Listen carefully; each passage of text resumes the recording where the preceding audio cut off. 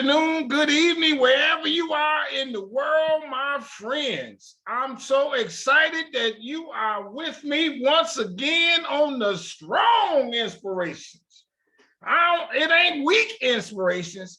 It's not middle weak inspirations. It's not lightly strong. It is very strong inspirations. You hear what I'm saying, my brothers and my sisters? We come at you, how about this? Straight, no chasing. I give it to you by finding these people who know what they're talking about, right? And then I let them do the talking. I just try to ask a couple intelligent questions, some questions that I think you might want to know when we got them on the phone, on the camera. That's what I do. I'm so excited. I hope all is well wherever you are, because so far so good on my end. And check it out. Something happened the last couple of days. I had over 100 new subscribers. Them people hitting that button. I don't know what you waiting on, because it's free. It don't cost no information. So go ahead and hit the button. I like it. I was happy when I saw that. This thing is beginning to take off, and you're gonna like what this sister gonna tell you today. If you don't do nothing else, hit the like button. Just like it. Hit the notifications bell. You know, so when I put a new video up, you know it's ready to go and you can watch it. And I got a new one coming up very shortly. And tell somebody about Strong Inspirations. Oh, I got something I forgot to tell you. I know you already know. I'm Anthony Brogdon. Oh man, I was so excited. The lady came on. She said, hold on, my brother, I'm in a camper somewhere in America. She said, I'm in a camper because it's summertime and I'm enjoying this thing. But she got some good information. Watch. She's gonna something that you're gonna blow your mind. You know, the other thing I like for you to do, my friends, because I'm serious about this Black history, is watch my movie. I'm a filmmaker. Business in the Black, the rise of Black business in America. What happened was way back over 25 years ago, I had a Black History Month event where I had some gentlemen on the panel who all were in their 70s and 80s at the time. They all had owned businesses over 30 years ago, and they talked about what it was like. Found the video 15 years later, said, whoa, I got to do something with this. And I couldn't use none of the footage because I just shot it with a little, camcorder or something like that. But it got me to thinking, that's what made me decide to do this documentary, how slaves went to college, the Black millionaires in the 1800s. Slaves who bought their freedom. I expanded what I was talking about and put it in this film. I need you to watch this. It's streaming on Amazon. And I got some other plans for it too, where you can watch like on Tubi and that kind of thing. I then also, check this out. I want you to get one of these. This is a book I wrote. I tell you, I ain't no joke, my friends. I'm the real deal too. The real deal Holyfield. I'm knocking you out. And it's called Black Business Book. It's got over 200 facts. Oh man, I'm telling you, how about this? If you know everything in this book, I give your money back. No questions asked. You say, hey, sir, I knew all them facts. It's over 200 of them. There's stuff in here. When I did the research, there was stuff in here I'd never heard of. I said, man, I can't believe it. Them folks ain't teaching us this. They don't want us to know this. And so then in the back of the book is a reference section so that if you don't believe me, I'll show you where I got it from. How about that, my friends? Black Business Book. You got to get you a copy. It's very reasonably priced because I want everybody in America to have one. And if you get it, I'll autograph it. One more thing. I know the sister, she's sitting there waiting. She said, I tell you, I'm in RV. I got things to do. I got to enjoy this thing. Come on, man. Take your time. How about this? For every 10th book I sell, I donate one to a school. You buy 10 books, I donate one in your order. You buy 10 books, You take one, I donate the rest of them. You got to get your copy. This right here has got to spread that slaves own businesses. Not all of them, but some of them. They was able to perfect their skill set and then use the money to buy their freedom. Oh man, it's incredible stuff in my book. Get your copy, please. One more thing. Y'all hear me, and I've said it already a few times. I use that term strong, right? Strong stands for strength, tenacity, resilience, and a sense of oneness, nobility, and grace. And that's my introduction to the strong sister that's on the channel today, my friends. Come on now, watch out. Y'all gonna see she's strong. Sister, introduce yourself. Tell us a little bit about yourself. Hello, everybody. My name is Rhonda McCory Smith. I am from Paducah, Kentucky, though I don't live here currently. I'm sitting in my RV in Paducah, Kentucky, but I live near Murray, Kentucky now, about 60 miles away. And so for the 8th of August celebration, which we're going to get into. I'm going to interrupt you a couple of times because I got some more questions to ask you. Okay. How you get to that part of Kentucky? How you get there? Your folks was from there back in the day? Yes, I was born and raised here. My father was from Jackson, Tennessee, but he got out of the service in Evansville, Indiana, and he just found his way to Paducah. And my mother and her family, my mother was born here, but that other side of my family came from Arkansas. Okay. And so this is where me and my family were born and raised. Where is it? What is it near? Paducah is at the southernmost tip of Illinois on the Ohio River. We are what they call southwestern Kentucky. If you look at the map of Kentucky, it's at the very left side, the western side of Kentucky. Okay. And we're just kind of a central location. We're 2 hours north of Nashville. We're 2 hours south of St. Louis. We're 3 hours east of Memphis. So we are a good connecting point for this region. So if you get there, what airport would you normally fly into? Most time Nashville, but we do have a regional airport, Barkley Airport here in Paducah. Oh, okay. And is Paducah predominantly black, white? What's the makeup of the population? It's predominantly white, and I believe the population is about 10 to 12%. It fluctuated a bit. A lot of people came in from Cairo, Illinois. We're just down the road from Cairo, Illinois. So we may have a few more than when I was living here full time. Do you know everybody? Almost. That's small, yes. Except for these people that just moved in that I didn't know, and that's a Southern thing. Who's your people? As soon as you meet somebody you don't recognize, and you try to make that connection. Yes. So now, is there Black history stories in your town? The predominant Black history story is the 8th of August celebration that we have. I think that's how we connected. I looked at your show. Yeah. A gentleman down in Tennessee was giving you a little history because it is celebrated in this region. Kentucky, Illinois, Missouri, Tennessee. And we celebrated a little different places, but it's usually the same time of the year. Okay, how about this? But then let's stay on that town. Was there slave plantations in your town? Actually, Kentucky was a neutral state. Supposedly there were no plantations here, but in the area that we celebrate in Paducah, on the south side of Paducah, there were mustering stations for the Black soldiers that joined the war. So we had an area we called the Set, but that's been regentrified. And on the south side, on one side, the southernmost church on that street was a AME church. Okay. And that was the area that a lot of the soldiers' families stayed at so they could get news. And then about 4 or 5 blocks in the other direction was another Black church, Washington Street Baptist Church.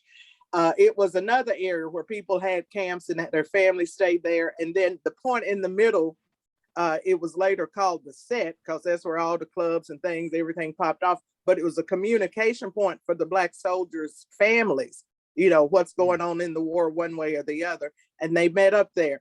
And our current celebration is 1 block over. Because like I say, the original area has been regentrified. They got jails Okay. for us now. Okay. So Let that's me that. let me get this right now. First of all, there's a black neighborhood in Paducah. Yes. And do it have a name? We call it the South Side. And then, Okay. we live all over. Paducah is kind of diverse, even though it's not that many of us. My family from the north side. And then there's the south side is where the Paducah community, the W.C. Young Paducah Community Center that hosts most of the 8th of August celebration is on the south side. Okay. So now now we got that. Now let's go back. We're gonna get to the 8th of August here in a second. Mhm. But then you say the soldiers came to Paducah. The Yes. black guys, soldiers. Yes. There, I think the company was Company 36. I could be wrong. I'd have to look that part of history up. Yeah. But I did help a gentleman write a grant, kind of signed off on it. He did the work, and they did kind of a memorial. They had a museum, and actually it was a Confederate museum, but they did honor the black soldiers that served north and south, and even out on the highway here, there's a little bit of a memorial for the black soldiers from the Civil War. Now, so these soldiers, if you know any of this, where did they come from? And Paducah was a good spot because they were accepted there. How did they get to Paducah? Well, I don't have the details of that history, but I know like when the fight was going on, people would try to get to Kentucky because, like I say, it's supposed to be a neutral state, but it has a southern leaning. And just another point, and we could, I could study up, you could study up and talk about this. Kentucky is one state that sent the black people to Africa. And they established connection in Liberia, Africa. If you go to Liberia, a lot of them have cousins in Kentucky. So Kentucky has a bit of black history, but it's not pretty. Yeah. Now, are the forts? Are they like national landmarks where the soldiers were in Paducah? No, not at this point. No. Mm-mm. We haven't had we hadn't had that done collectively as a community. No. Is there a building standing now that was a fort, or where the soldiers were? No, just in the area where downtown on the riverfront. That's where a lot of the forting or the destination was for the soldiers, because it was on water, and the Ohio River connects to the Tennessee, which flowed, further south. So they use that a lot. And where I actually live up around Murray, Kentucky, we get into Fort Donelson, some of those. So it's a big area, but Kentucky was neutral. Now, one couple more questions. I like this soldier thing. What was the soldiers? Was any of your ancestors great grandfather a soldier, and he ended up staying in Paducah? Do you think that happened? No. My father was born and raised in Tennessee, and I noticed that you have a section on genealogy, and I may circle back around. Yeah. Now, my great grandfather was actually from Jackson, Tennessee, and get ready for this one. Yeah. And he started the Ku Klux Klan in Jackson, Tennessee, Madison County. He was a white man, a good old Democrat. But so that's where my genealogy on my father's side is Tennessee, and I have traced that connection. Did that upset you? It confused me, because even my grandfather, a lot of people think slavery was just so many generations ago. My grandfather was born a slave in 1861. And when I found that out in research, actually a lady on a genealogy page of Facebook helped me with that, because I couldn't get past the 1870 census, myself. But she helped me, and she said, and look at the dates, Rhonda, look real close. And I looked, and she said, this man, she didn't realize it was just my grandfather, said this man was born a slave, but my father was much older than my mother. So they skipped like almost a full generation. I got you. So it's not as far and when I discovered that, I cried, because even as a baby, he suffered. His mother was probably in the field or whatever the case may be. Okay, I'm gonna wasn't investigate this attending. one more second here. So Okay. if your great-great-grandfather was a white man, if you don't mind, I ask you this. Do you think he raped your great-great-grandmother, or they had just normal relations? And what, you know? I don't know that detail. I joined Ancestry online, and they have a program that's through lines, because I was of the mind when I was doing research, it could have been the overseer, the old patty roll, or whatever they call it. Anybody could have been the father. But after you do your DNA, Ancestry will allow you to put your information in, and it'll connect. And it connected to a white woman, and I thought I was looking on my grandfather's side, and it was on my grandmother's side. And the lady reached out to me, as a white lady, and she said, we're connected through Henry McCory in Jackson, Tennessee. And so bam, that's as far as I've gotten back. I know who his parents and stuff is, but I haven't researched much further than that. But it's not my great-great-grandfather, it's my great-grandfather. Yeah, but your great-grandfather, the white man. Yeah. And he couldn't keep his hands off that sister, even though he hated black people. Evidently not. And so my grandmother, Emma, was his child. Whoa, unbelievable. And so as we talk about this 8th of August, give us a little history on that. What is it and whatnot? Okay, 8th of August is a celebration here in Paducah and the surrounding areas, like I say, parts of Tennessee, Illinois, Missouri. We kind of call it the 5-state area, Indiana. And rather than Juneteenth, we celebrate the 8th of August. I'm 63, and the first time I celebrated Juneteenth was this year. Okay. I had never celebrated Juneteenth because that's not our holiday. And I know a lot of white people think, well, it was July the 4th. No, we don't really do anything for July 4th, not even barbecue hardly around here. We put all our efforts into the 8th of August. And it's a time when we received word, and when and where it came from is oftentimes up in the air. But I know since I've been a child, and for generations before me, 100 and something years, we have celebrated the 8th of August here in a very big way. So it was, as a child, you knew your mom and daddy was going to be home for work on the 8th. There wasn't going to be no work done nowhere in this area. And, you know, like they're having shortages of people working now. That's the way it was in Paducah. Wasn't nobody at the department store running the elevator, wasn't nobody sweeping no floors. Everybody was enjoying the 8th of August. So and what happened on the 8th of August? Well, on the 8th of August is when this area received notice that the slaves were free. I mentioned that Kentucky was a neutral state, but still there were some people that had been enslaved and like probably came to this area, like we were talking earlier with the army, right? But then they had families that had stolen away and gotten here. So that's when we got the full news that the slavery had been abolished and the emancipation.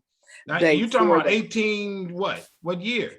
1863 kind of is a marker in the sand, in that Andrew Johnson, he wasn't the president at the time. He had been vice president, but he had freed his slaves, and it was in this area. So that's the word that traveled. And also as a confirmation, a little as confirmation, we had received a notice in the newspaper. And I think it was, I'm looking at a date here, 1902 or sometime like that, that in one of the island countries, I think it was Santo Domingo, they had received some information about freedom. So it's kind of, our celebration started then, I think in 1902. So we're coming up on 100. So hold on, okay, let me get this right. Mm-hmm. His last name is Jackson, ain't it? Not Johnson. Andrew Johnson. He became president, right? Yes, but not Andrew Jackson is a person, but it's not the one that we're speaking of for the 8th of August. No, okay, so in this area, he's from Jackson, Tennessee. Okay, now so Andrew Johnson, was he the governor at the time? Yes, I believe so.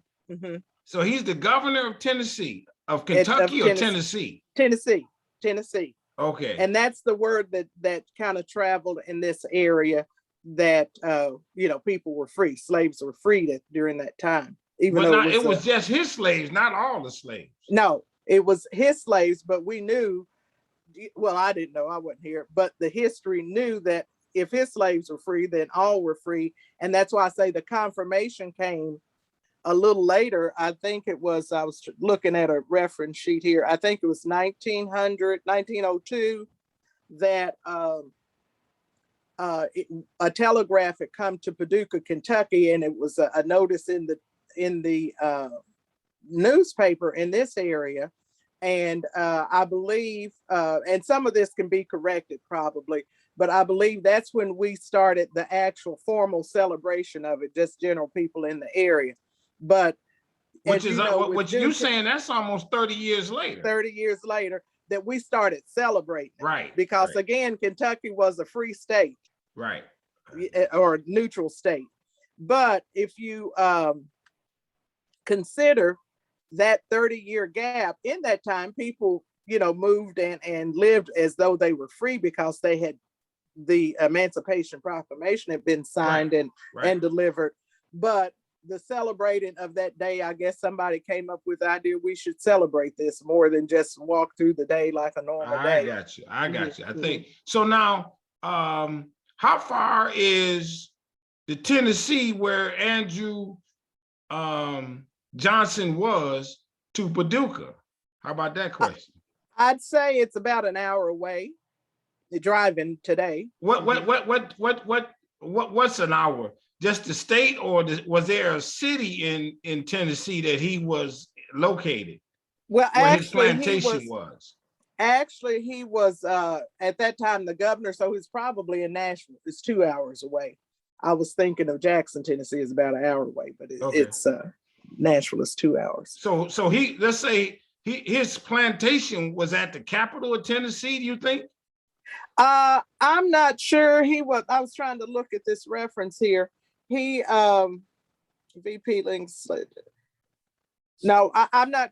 Greenville, Tennessee, which is an hour away from here. That would have been his home area, which is where an the hour. plantation was. It's near Fulton, Kentucky. Okay, one more question, or may not one more. Why did he free the slaves? Well, the emancipation had been signed, and as a governor, I guess he was trying to be a leader. I'm not sure of his history because I haven't studied that, but he did free his slaves, even though I think some of them, like most of them, didn't have anywhere to go, so they stayed and were farmers on the land, stayed there and farmed the land for money or sharecropped or whatever they did. Now I was told that he really only had about 10 of them, right? Yeah. There wasn't a lot of large plantations that I have, come across in this area. Right. As I mentioned, my great-grandfather, the plantation they had seemed like they had 30, maybe 40 slaves, just trying to look at the registry, and that included kids and everything. What did the slaves do? Was it cotton or tobacco or something in that area? In Tennessee, it's probably more cotton and tobacco, and Kentucky would have been more tobacco if there were slaves here, because we don't raise a lot of cotton in Kentucky. It's a little wet. Now, so when y'all start celebrating it, the event, is it like just a big party, or is that what they did back then? What do you imagine it was like? Well, we have a on the flood wall down at our downtown, there's a picture, and I can send you a picture as a reference, and maybe you can add it to this program. I wish I had a thought to get a picture of it, but it's we had a park, an all-black park in the area, and people would just go there and picnic all day, just like you would see in some of the movies. And families would come out, and even until segregation ended, that's how we celebrated. And even after, until they changed the park, the configuration of the park and everything, we had a swimming pool there, and our cousins, the boy cousins, would go out there and sleep the night before, so we'd have a booth or whatever. And it was just a big picnic area. Okay. And now it's kind of concentrated, as I mentioned, on the south side. And we have variety of activities, and we try to make it a little more meaningful than just a picnic, but a picnic is still a big part of it. Well, and I guess, like you said back in the day, no matter what day the 8th falls on is when they do the celebration. They don't always just wait till the weekend. No, they usually have some activity on the 8th, but like this year, we celebrated from the Wednesday before through that following Sunday. We ended with a gospel celebration. So it's like a 3-4 day celebration, but we always do something on the 8th. Mm-hmm. How far wide do you think they do celebrate the 8th of August? Have you heard of them doing it in Indiana, like you said, or Ohio, or is it really just a Tennessee, Kentucky? Well, it's Tennessee, Kentucky, and Missouri. And I just spoke with the gentleman out of Martin, Tennessee, UT Martin. He's a professor there, and they had a celebration, but I don't think any of them are as big as ours in Paducah. And then in Illinois, some of the people come down to Paducah, but they support our activities, buy ads in our booklet and everything. And then they, in Missouri, it's just kind of the Cairo area is right there. And then Cairo, Illinois is right there at the foot of Missouri. So those people gather in Cairo, and some of them come on to Paducah. But people get to us, because they know we're going to have a big time. And where I live currently in Murray, they celebrate the 8th of August, but it's usually just a picnic, and even at somebody's house or whatever, not really a big thing, but we do it up in Paducah. Now, have you ever heard of the white people wanting to stop y'all from celebrating it? No, they haven't. And actually, going back to last year, Tennessee, and so I was reading that the other day, we're going to have to pick up the pace in Kentucky, but Tennessee's Governor Bretnison, he established it as a state holiday, 8th of August. The 8th is Emancipation Day. So we got to get our little self together and get that established in Kentucky. But they haven't stopped us, but they challenge why we celebrate it occasionally. That's what I can imagine. Yeah, we were, during the 8th, we have a what we call the Hotel Metropolitan, and you'll appreciate this for your Black business and whatnot. It was a hotel where, like I say, we're halfway between St. Louis, Nashville, St. Louis, Memphis. And so a lot of stars, Cab Calloway, Ella Fitzgerald, all of them would stop here and have, short sets to get to the other side, to make a little money on the way. And so at this Hotel Metropolitan, she was doing a story quilt showing there, and it's been renovated, and it's on the historical marker. This young lady, and I can connect you with her, Miss Betty Dobson. She kind of headed that up, but in that, I went over to see the showing, and this white lady said, she said, well, a lot of people challenge our history because we can't have, it's not documented in writing. And the lady said, well, I was thinking the same thing. Why didn't they write it down? And Betty said, and I just had to laugh out loud. Betty said, I'm going to let you answer that question. Think about it for a minute and then come back to me. And she said, I just don't understand why they didn't just write it down. And Betty said, okay, time's up. I'm going to tell you why. Because slaves weren't allowed to read and write, so they couldn't write it down. And the lady said, oh, I never thought about that. So they don't think about our history. They think about their history and try to overlay it onto ours, and you can't allow them to do that. So okay, that leads to my next question. When he did emancipate the slaves, how did that go? Is there some record, or what? He just said, okay, goodbye, or y'all can go. I ain't gonna, it's over. How do you think that happened? I don't know how Johnson actually literally handled. I'm sure it's in the history of Tennessee, because I just concentrate on the celebration here in Kentucky.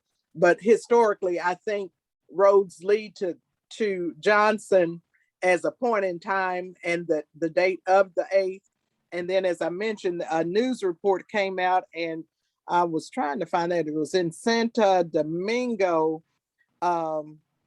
that somehow they tried to connect that to ours, but the only reason it showed up in our newspaper on the 8th.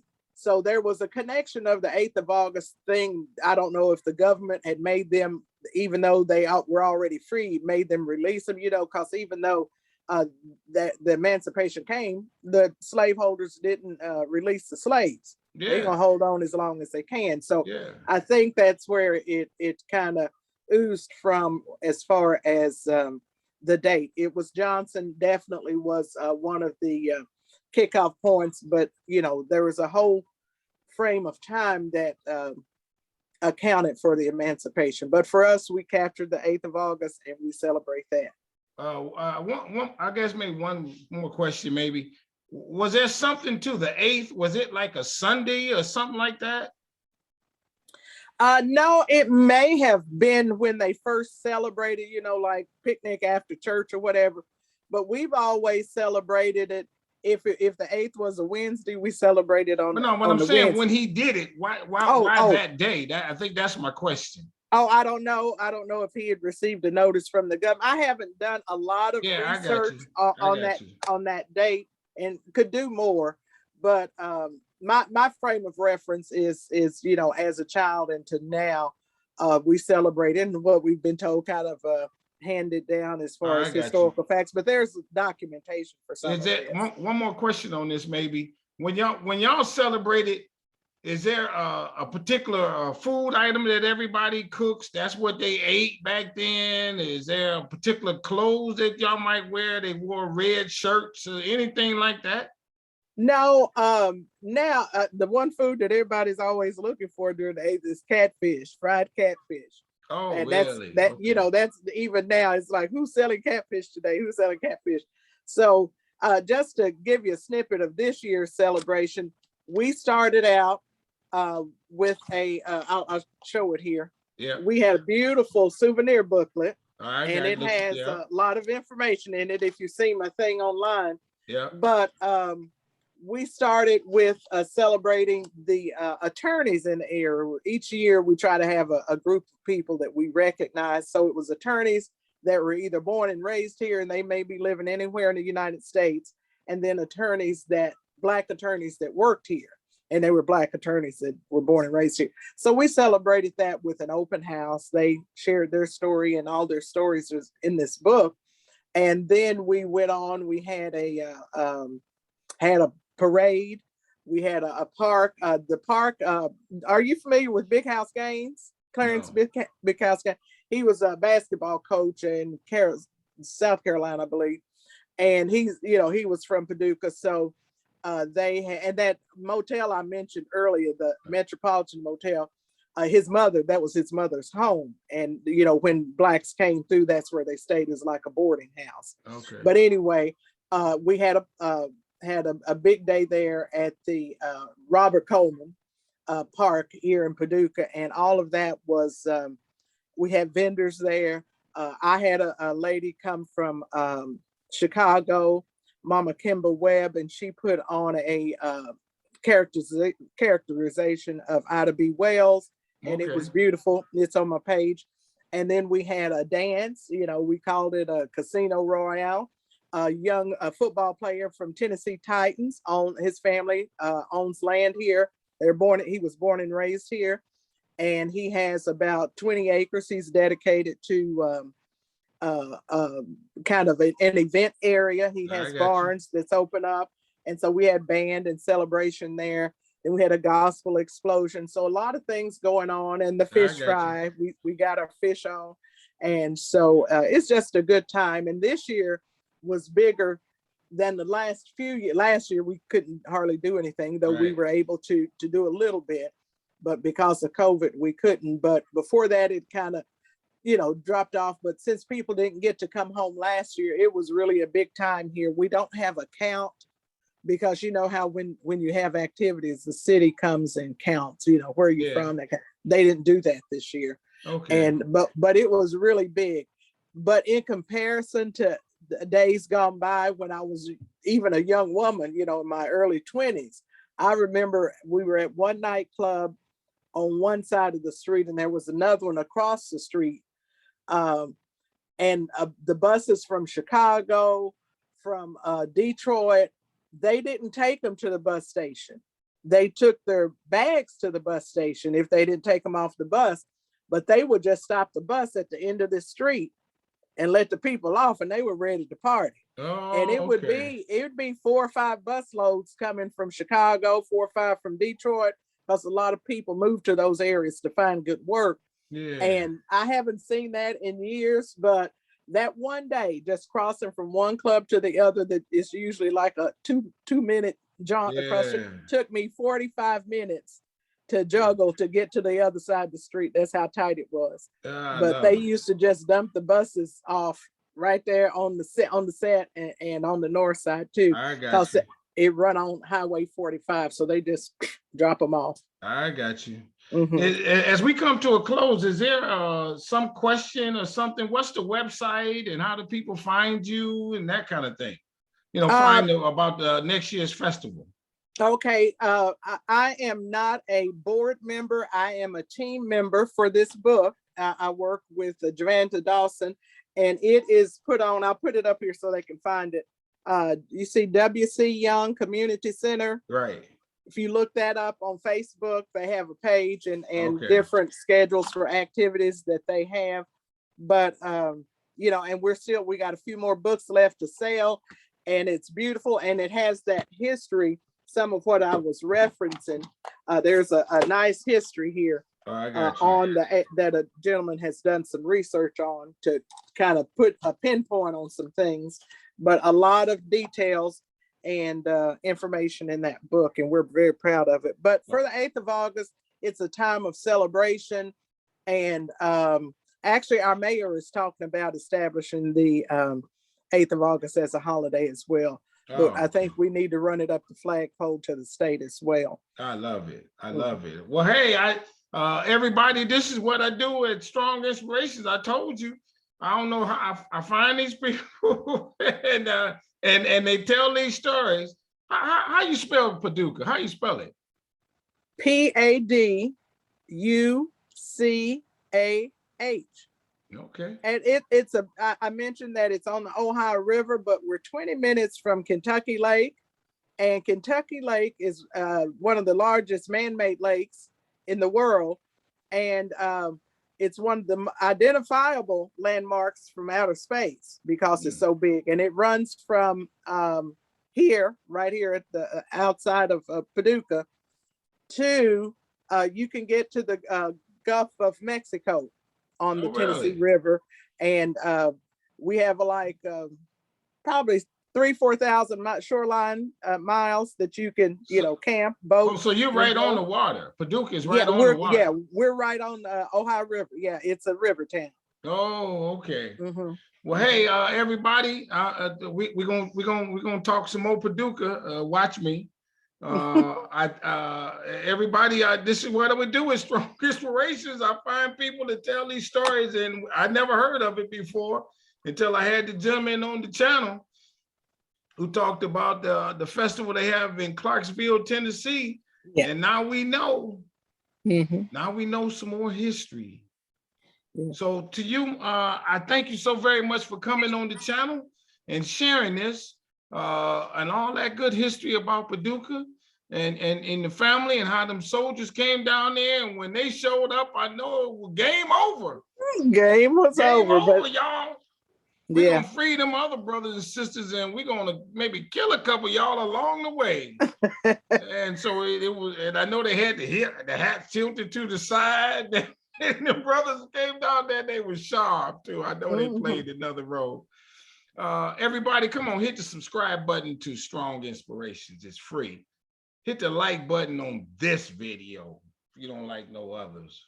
because you ain't know this. I didn't know it. Hit the notifications bell.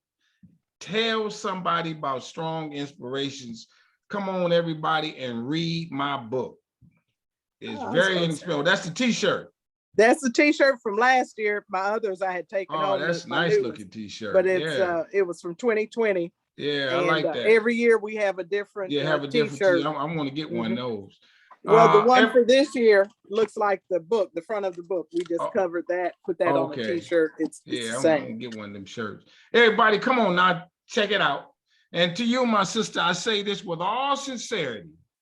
I want you to stay strong, stay safe, stay on your grind. I like that you volunteering down there to help the center and the people down there keep that that momentous day alive. Thank you. We talking over 100 some odd years ago.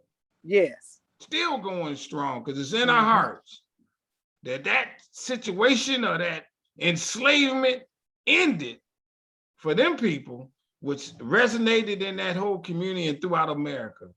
So please do that. I like that you're doing that. I want you to stay strong, stay safe, stay on your grind, keep doing that. To the people of Paducah. Y'all beautiful folks. I can tell. I can tell. Well, we gonna come down and hang out one day. Watch me.